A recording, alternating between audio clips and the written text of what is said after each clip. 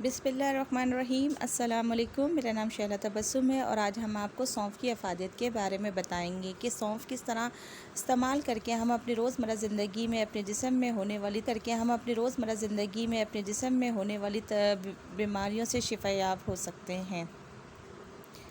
एक मामूली सी नबातात जिसे उर्फ़े आम में सौंफ कहा जाता है, हर होटल में खाने के बाद अमूमन सौंफ की पेशकश की जाती है क्योंकि ये हाज़मा का काम देती है। सौंफ भी एक बड़ी जड़ी बूटी का बीज है जिसे बादियान कहते हैं और सौंफ का तिब्बी नाम तुख्म बादियान है, इसीलिए इसे पान मसाला के तौर पे भी इस्तेमाल करते हैं।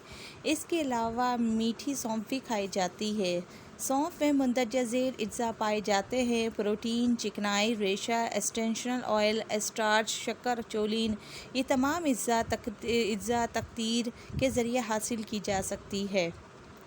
सौंफ इन बच्चों को बड़ी आसानी से खिलाई जा सकती है जो बदहज़मी का शिकार हों। यहाँ तक कि 2 साल के छोटे बच्चों को भी सौंफ का अर्क दूध में मिलाकर बिला खौफ तरद्दुद दिया जा सकता है। मशहूर मारूफ ग्रेप वाटर भी सौंफ का अर्क शामिल होता है। अगर पानी और दूध दोनों ही में आपको मुवाफ़िक नहीं आते तो फिर सौंफ की चाय पी कर देखें, जो बेख्वाबी के मर्ज़ के लिए अक्सीर है। दर हकीकत हर्बल चाय के पैकेटों में थोड़ी सी मिकदार में सौंफ भी शामिल होती है। सौंफ की चाय तैयार करने के लिए पानी के उबलते हुए 2 कपों में 1 चाय का चमचा सौंफ डाल दें और अगर दिल चाहे तो इसमें चाय की पत्ती भी शामिल कर दें। फिर इसे उबाल लें या चंद मिनट तक ढक कर रख दें। अब इसमें शक्कर और दूध मिलाकर चाय की तरह पिए। सौंफ सख्त खांसी और बलगम को रोकने के लिए भी इस्तेमाल होती है।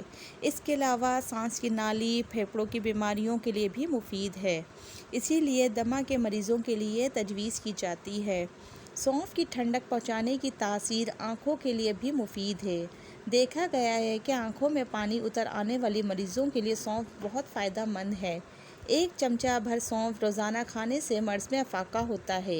1 चमचा सौंफ का पाउडर और 1 चमचा धनिया पाउडर के साथ थोड़ी सी शक्कर मिलाकर सौंफ बना लें और दिन में 2 मरतबा सुबह शाम खाएं तो आँखों का अज्जा शफाफ हो जाता है, इसके धुंध दूर हो जाती है और नज़र तेज़ हो जाती है। इसके अलावा बादियान व दीमक और जुएँ मारने के काम भी लाया जाता है। जरासीम कश खासियत रखने के बायस इसे कुल्ली करने और गरारा करने के लिए भी इस्तेमाल किया जाता है। केक, बिस्किट, मिठाइयों और पुडिंग और सौंफ का इस्तेमाल आम है। इसके अलावा सौंफ पर मसाला का एक ज़रूरी हिस्सा है, इसे करी पाउडर में इस्तेमाल किया जाता है। इन जड़ी बूटियों की फहरिस्त बड़ी तवील है, इसमें से हर एक तिब्बी नुक्ता नज़र से हैरत अंगेज़ ख्वास के मालिक हैं।